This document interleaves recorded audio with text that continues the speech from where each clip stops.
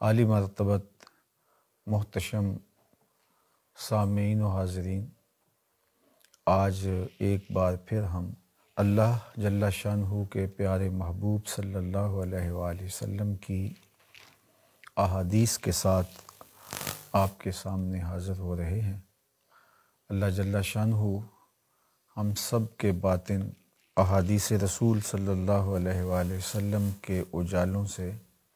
منور فرمائے، اور ماہ صیام جس کی آج 2 تاریخ ہے، اس کی برکتیں اللہ ہماری روحوں میں اتار دے۔ اللہ تعالیٰ جل شانہ نے اس مبارک مہینے کے ذریعے سے ہمارے اوپر بہت احسانات فرمائے ہیں، اور اس کے فضل اور اس کی رحمتوں کے سائے میں ہمیں زندگی اور بندگی کا نور نصیب ہوا ہے۔ رسول کریم صلی اللہ علیہ وآلہ وسلم نے ارشاد فرمایا، اذا کان اول لیلۃ من شہر رمضان، جب ماہ صیام رمضان المبارک کی پہلی شب آتی ہے، صفدت الشیاطین و مردت الجن، ماہ صیام رمضان المبارک کی شب اول میں ہی شیاطین کو اور سرکش جنوں کو زنجیروں میں جکڑ دیا جاتا ہے۔ وغلقت ابواب النار، اور جہنم کے دروازے بند کر دیے جاتے ہیں۔ فلم یفتح منہا باب، تو ان میں سے پھر کوئی بھی دروازہ دوبارہ کھولا نہیں جاتا پورے ماہ رمضان المبارک میں، یعنی پہلی شب میں ہی اللہ جل شانہ جہنم کے دروازے بند کر دیتا ہے، اور وہ مسلسل 29 یا 30 دن تک بند ہی رہتے ہیں۔ اور اسی طرح ارشاد فرمایا، وہ فتحت ابواب الجنہ، اور جنت کے دروازے کھول دیے جاتے ہیں۔ فلم یغلق منہا باب، اور پورا مہینہ کوئی دروازہ بند نہیں کیا جاتا، یعنی رحمتوں کا در کشادہ ہے تو پھر وہ کھلا ہی ہے۔ اور اللہ نے آتش دوزخ سے نجات کا پروانہ اگر عطا کیا ہے، اور آتش دوزخ سے بچاؤ ہمارے لیے اس کے سامان کیے ہیں، تو پھر اس کی رحمتیں اور اس کے فضل اتنے عمیم ہیں کہ صرف یہ ایک شب کے لیے نہیں یا ایک دن کے لیے نہیں، پورا ایک مہینہ وہ دروازے بند رہتے ہیں۔ تو اب کوئی شخص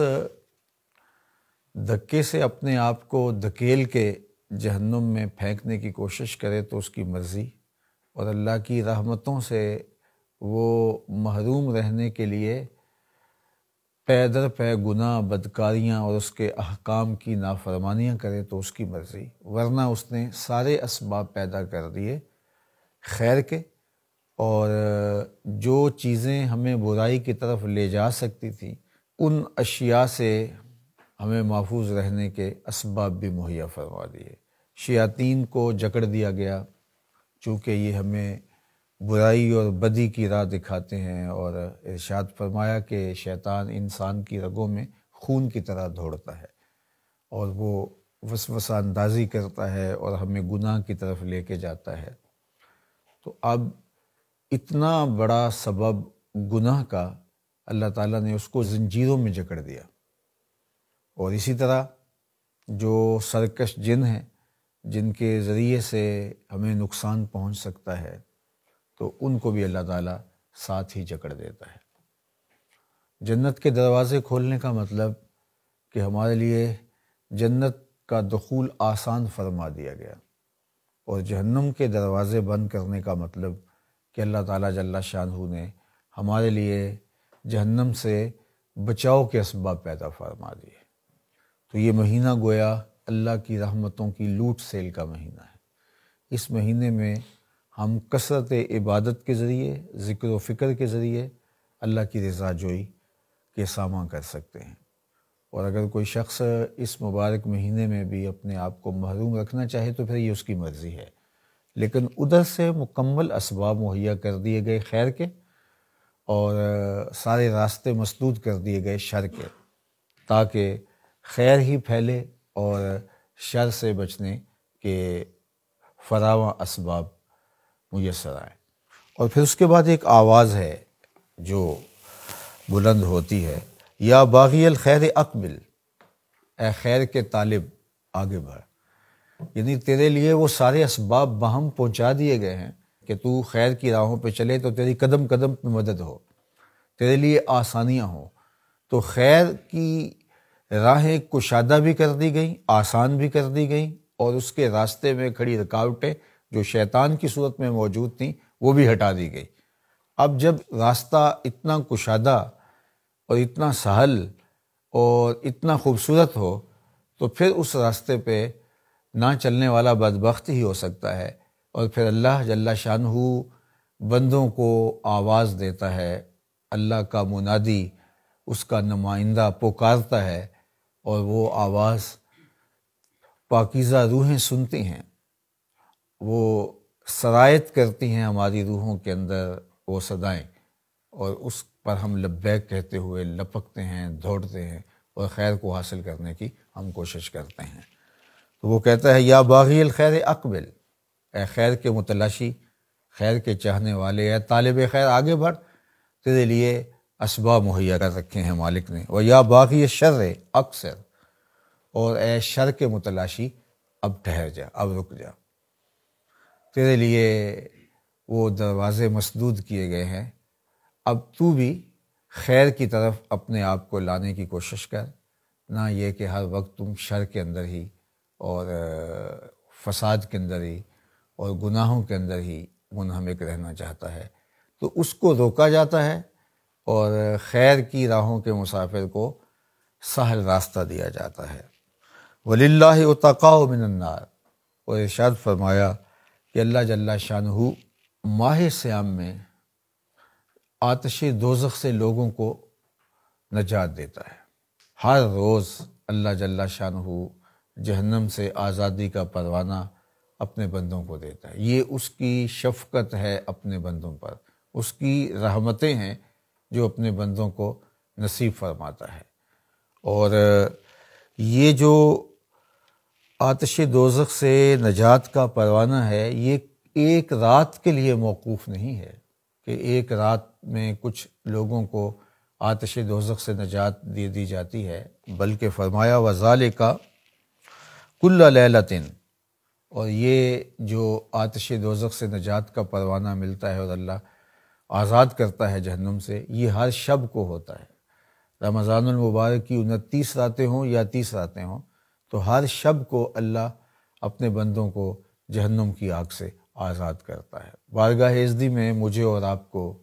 دعا بھی کرنی چاہیے، اور ایسے اعمال خیر سے اللہ جل شانہ کی رحمتوں کو حاصل کرنے کی کوشش کرنی چاہیے کہ ہم اس مبارک مہینے کے اندر اللہ جل شانہ کی جانب سے جو عتقاء من النار ہیں، آتش دوزخ سے نجات دہندہ ہیں، اس کی طرف سے ان میں ہمارا نام شامل ہو جائے۔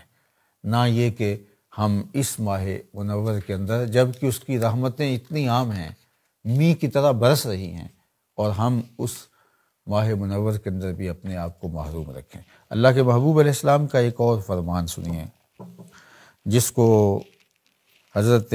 سہل بن سعد رضی اللہ تعالی عنہ روایت کرتے ہیں۔ قال رسول اللہ صلی اللہ علیہ وآلہ وسلم، کہتے ہیں کہ اللہ کے پیارے محبوب صلی اللہ علیہ وآلہ وسلم نے ارشاد فرمایا، فی الجنت ثمانیۃ ابواب، جنت کے 8 دروازے ہیں۔ وہ جو دروازے کھول دیے جاتے ہیں اس ماہ منور میں، جس کا ذکر گزشتہ حدیث میں جو سیدنا ابو ہریرہ رضی اللہ تعالیٰ عنہ سے مروی آپ نے سماعت کی، اس میں آپ نے ملاحظہ کیا کہ دروازے کھول دیے جاتے ہیں۔ تو وہ دروازے کتنے ہیں؟ تو ان کا ذکر اس حدیث پاک میں موجود ہے کہ فی الجنت ثمانیۃ ابواب، جنت کے 8 دروازے ہیں۔ فیہا باب یسمی الریان، اور ان دروازوں میں سے ایک دروازے کا نام باب الریان ہے۔ اللہ نے خاص نام اس دروازے کا رکھا ہوا ہے۔ اب یہ دروازہ کن خوش نصیب لوگوں کا مقسوم ہے؟ تو فرمایا لا يدخلہ الا الصائمون،